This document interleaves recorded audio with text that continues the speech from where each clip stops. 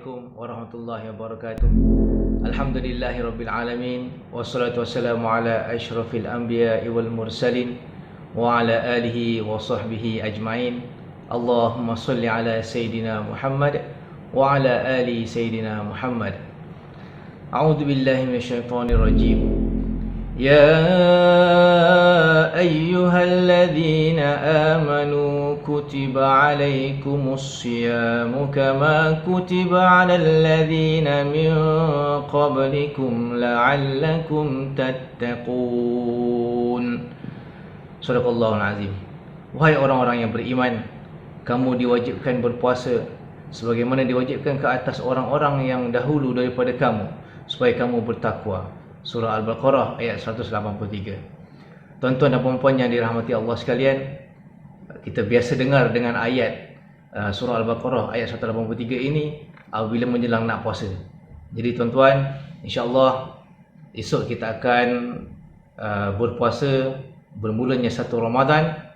Jadi bermulalah bulan yang penuh dengan ibadah. Sesetengahnya kita panggil pesta ibadah. Jadi bila kata pesta ibadah, seharusnya kita merasa seronok. Sebab bila kata pesta ni, kita mesti ada rasa seronok, mesti ada rasa bahagia, kan? Bila kita masuk ke pesta, apa-apa pesta sekalipun lah, kalau kita pergi pun memang kita akan rasa kita tengok banyak benda-benda menarik yang boleh menarik perhatian kita untuk kita join sekali. Jadi bila kata pesta ibadah, maka kita harus ambil kesempatan yang ada ini untuk kita tingkatkan ibadah kita. Jadi insya-Allah tuan-tuan, puan-puan yang dirahmati Allah, bila kata satu bulan yang Allah bagi rahmat dan ganjaran yang besar ni, maka di situ Allah akan bagi assignment kepada kita. Antara assignment yang kita boleh buat ni lah, maknanya ibadah-ibadah yang orang kata kalau nak disenaraikan, saya rasa tak cukup masa 3-5 minit ni. Sebab Ansara Muda bagi masa pada saya 3 ke 5 minit saja. Jadi insya-Allah malam ni saya share sedikit mungkin 3 amalan yang kalau insya-Allah kita amalkan, kita dah biasa buat pun sebenarnya amalan-amalan yang saya akan nyatakan ni. Jadi insya-Allah kita cuba amalkan dan kita cuba istiqamah buat setiap hari.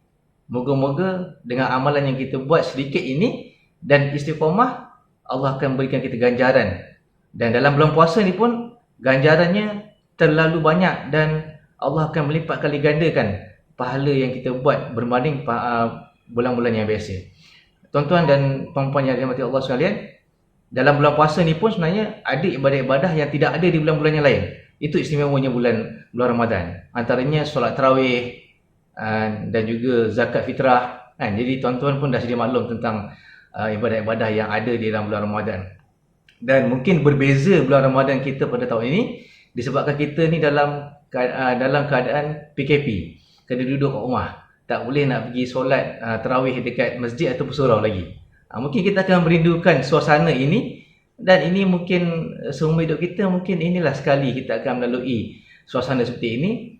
Dan sebenarnya kalau tuan-tuan berfikir positif, inilah satu kesempatan yang Allah bagi pada kita untuk kita tingkatkan amalan. Dan mungkin selama ini 40 tahun, 30 tahun kita duk ikut imam je, solat tarawih kat surau masjid. Mungkin kali ini kita pula jadi imam.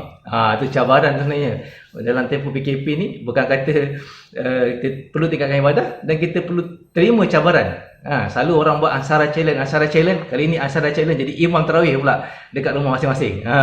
Jadi saya challenge tuan-tuan dan tuan-tuan yang menjadi ketua keluarga. Jadi insya-Allah 3 ibadah yang mungkin saya akan share pada hari ini, ibadah yang biasa kita akan buat, tetapi kalau kita istiqamah buat dan kita tekankan ibadah ni secara berterusan, insya-Allah saya ingat kita akan dapat ganjaran yang Allah telah janjikan.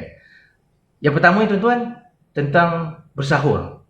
Jadi bila kata puasa ni, kalau tak sahur ni orang kata rugilah. Bukan kata tak sahur tak sah. Puasa tetap sah. Cuma kita rugi pahala bersahur ni tak ada. Jadi tuan-tuan, kalau ikut Nabi punya kaedah bersahur, dia akan bersahur di penghujung malam.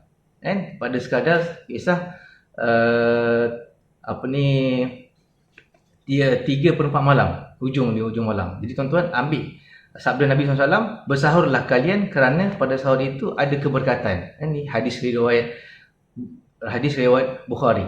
Jadi tuan-tuan ambil masa untuk kita bersahur, ambil keberkatan kerana sahur itu, dari dalam sahur itu ada keberkatan. Jangan kita tinggalkan amalan bersahur. Yang kedua, memperbanyakkan doa dan beristighfar kepada Allah. Jadi dalam bulan puasa ni pun banyak waktu yang Allah bagi kesempatan pada kita untuk kita perbanyakkan doa, dan banyak waktu yang mustajab dalam dalam bulan Ramadan ni. Allah berikan kita banyak waktu untuk kita perbanyakkan doa dan beristighfar. Daripada Abdullah bin Amr radhiyallahu anhu, berkata Nabi SAW, sesungguhnya bagi orang yang berpuasa itu, ketika dia berbuka, doa yang tidak akan ditolak. Hadis riwayat Ibnu Majah. Jadi kita ambil masa, antaranya waktu-waktu yang mustajab doa ni, waktu nak dekat-dekat buka puasa, waktu sahur, lepas tuan-tuan bersahur, ada masa lagi 10 minit sebelum nak azan subuh, ambil kesempatan solat 2 rakaat, berdoa, insya-Allah. Kan tuan-tuan, mungkin ada hajat yang belum kesampaian, jodoh yang belum ditemui lagi. Jadi inilah masanya kita ambil masa untuk kita berdoa. InsyaAllah mungkin kali ini Allah kabulkan doa kita. Mana tahu. Jadi kita cuba. Dan juga ada istimewanya bulan Ramadan ni, ada 10 malam terakhir yang kita kena rebut waktu itu. Jadi dalam 10 malam terakhir ni pun Allah sarankan pada Nabi galakkan untuk kita rebut malam 10 malam terakhir ni, dan Nabi anjurkan untuk kita berdoa, Allahumma innaka afun tuhibbul afwa fa'fu anni. Jadi ya Allah, sesungguhnya Engkau Maha Pengampun, Engkau mengasihi untuk mengampun, maka ampunilah diriku. Amalkan insya-Allah. Dan yang terakhir tuan-tuan, bersedekah. Ini amalan yang biasa kita buat. Saya ingat dalam masa bukan bulan Ramadan pun tuan-tuan pun dah biasa buat. Jadi kita teruskan, kita istiqamah, kita teruskan amalan bersedekah ni dalam Ramadan ni, insya-Allah Allah akan bagi ganjaran yang lebih hebat lagi, insya-Allah. Itu kita harus ada keyakinan dalam diri kita. Dalam satu hadis yang menyebut tentang bersedekah dan memberi makan orang yang berbuka ni, barang siapa yang memberi makan berbuka kepada orang yang berpuasa, maka baginya pahala seperti orang yang berpuasa tersebut, tanpa mengurangi sedikit pun pahala orang yang berpuasa itu. Hadis riwayat Nasa'i dan Tirmizi. Jadi insya-Allah kita amalkan soal memberi makan. Mungkin time PKP ni kita kurang sikit nak bagi makan pada orang sebab kita susah nak keluar, tapi kita ada jiran-jiran tetangga, bagilah kiri kanan jiran tetangga kita ni, bagi makan pada dia orang, kita tukar-tukar juadah ataupun beri makan. Dan mungkin cara-cara lain banyak lagi. Kita masih lagi ada collection yang kita buat untuk Asara for Malaysia, untuk yang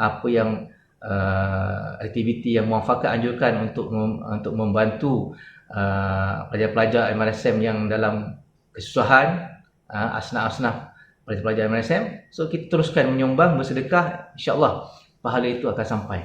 Jadi tuan-tuan, saya ingat itu sahaja yang saya boleh share untuk malam ni. Sama-sama kita amalkan. Saya yang bercakap, saya juga harus lebih mengamalkannya. Jadi akhirnya tuan-tuan, saya ada satu yang saya ingin share, iaitu doa menyambut bulan Ramadan, yang mana Nabi SAW dia mengamalkan doa ini. Okey, nampak? Boleh nampak Okey, mengamalkan doa ni. Saya tutup muka sekejap. Okey, tuan-tuan boleh tengok, dan mungkin lepas ni boleh Google lah. Okey, boleh okey. Allahumma sallimni li Ramadan wa sallim Ramadana li wa sallimhu minni mutaqabbala. Ya Allah, berilah keselamatan kepadaku untuk menghadapi Ramadan, berilah kesejahteraan Ramadan untukku, dan terimalah ibadah Ramadan dariku. Dan insya-Allah kita amalkan. Ini hadis sahih. Doa ini saya ingat dalam Google boleh dapat cari banyak. Akhir kata dari saya, selamat menyambut Ramadan Al-Mubarak. Assalamualaikum warahmatullahi taala wabarakatuh.